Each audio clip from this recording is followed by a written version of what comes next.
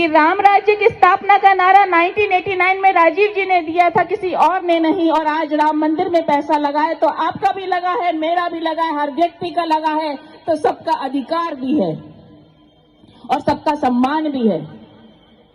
ये भारत की भूमि है जहां भावनाओं से देश चलता है, लेकिन भावनाओं में बहने से नहीं चलता, भावनाओं की कद्र और सम्मान करने से चलता है। जब हम सनातन धर्म की बात करते हैं तो मैं भी सनातनी हूं, आप भी सनातनी हो, और मुझे लगता है हर व्यक्ति वो सनातनी है जो सनातन धर्म की इज्जत धर्म मन वचन कर्म और धर्म से करे। ढकोसला नहीं चलेगा। क्योंकि मैं एक बात आपको बताना चाहती हूं कि हाथरस में एक घटना हुई थी। जब मैं कई बार भारतीय जनता पार्टी के लोगों से भी सुनती हूं और दिया जी से भी मैंने सुना, सम्माननीय हैं, उनसे भी सुना कि वो महिलाओं की बात कर रही थी।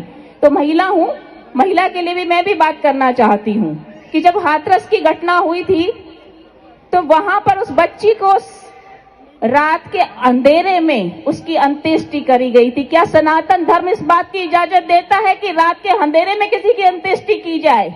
वो भी परिवारजनों को तो बाहर दर्शन भी नहीं करने दिए, अग्नि भी नहीं देने दी। प्रशासन ने उसको अग्नि दी थी, प्रशासन ने उसकी अंत्येष्टि करी थी। तो क्या सनातन धर्म इस बात की इजाजत देता है? हमारे धर्म में तो ये कहा गया है कि दिन की रोशनी में अंत्येष्टि की जाती है, रात के अंधेरे में नहीं की जाती। तो ये ढकोसला किस बात का? सनातन धर्म के नाम पर, राम के नाम पे आपको और हमको बरगलाया जा रहा है, हमारी भावनाओं को ब्लैकमेल किया जा रहा है। लेकिन भाइयों, साथियों, मेरे बुजुर्गों, मेरी बहनों, मैं आप सबसे निवेदन करूंगी कि गुमराह मत होइए। हम सब एक हैं। आपके परिवार का भाई बेटा खड़ा है, उसको साथ दीजिए। और विधानसभा में अपनी आवाज, अगर आप चाहते हो कि कोई बुलंदता से आपकी आवाज को उठाए और आपकी समस्याओं को उठाए और तुरंत निवारण करने के लिए जो सोचे, उसका साथ दीजिए। पहले मौका हम चूक गए थे, लेकिन अब नहीं चूकना है। अब हमें अपना वोट, अपने परिवार का वोट, अपनी कॉलोनी और अपने रिश्तेदारों का वोट सीताराम जी भाई साहब के पक्ष में जाना चाहिए। क्योंकि दलगत राजनीति से ऊपर उठकर अपने परिवार के भाई और बेटे का साथ हमें।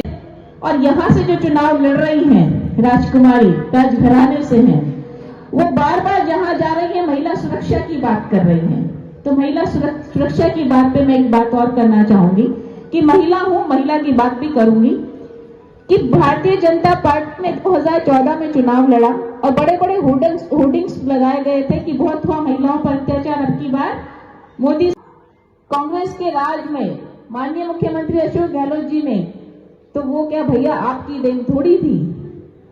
और आज एफआईआर करना कंपल्सरी किया गया, तो ये कांग्रेस पार्टी की देन है। इसलिए आपको सिर्फ आंकड़े दिखाई देते हैं, काम किया हुआ नहीं दिखाई देता। और मुझे तो अशोक गहलोत जी का वो बहन और पिता से मिलने भी नहीं दिया गया। उसकी माँ तड़प रही थी अपनी बच्ची से मिलने के लिए, उसका भाई उसको मुखाग्नि देने के लिए तड़प रहा था, लेकिन प्रशासन के द्वारा रात के अंधेरे में उस बच्ची की अंत्येष्टि करा दी गई।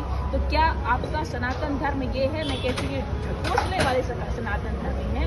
हम लोग सच्चे सनातन धर्म में जो सनातन धर्म का पालन भी करते हैं और हम लोग पूजा पाठ करके दिखाते नहीं कि हमारी आस्था किसमें, हमारी श्रद्धा किसमें। आज भारतीय जनता पार्टी ने इस तरीके से हालात कर दिए कि आप किसकी पूजा कर रहे हो ये भी दिखाओ। हम शिव भक्त हैं। मैं कहती हूँ कि हाँ, मेरे परिवार में मेरे पिताजी ने इस तरह की मुझे संस्कार दिए। मैं कहती हूँ कि राम हमारे रोम रोम में है, शिव भक्त मैं हूँ। तो किस तरह के सनातन धर्म, देखिए सनातन धर्म रात को अंत्येष्टि करने की इजाजत नहीं देता, लेकिन ये लोग रात के अंधेरे में अंत्येष्टि भी कराते हैं, प्रशासन के द्वारा भी कराते हैं। ये बड़ा हास्यास्पद मतलब निंदनीय था। तो क्या मुझे लगता है दिया कुमारी जी इस बात का जवाब देगी कि यूपी की क्या हालात है। अब मैं मध्य प्रदेश पे आऊँ तो मध्य प्रदेश में नाबालिग बच्चों से यौन शोषण में मध्य प्रदेश नंबर 1 पर है। इस बात का जवाब अब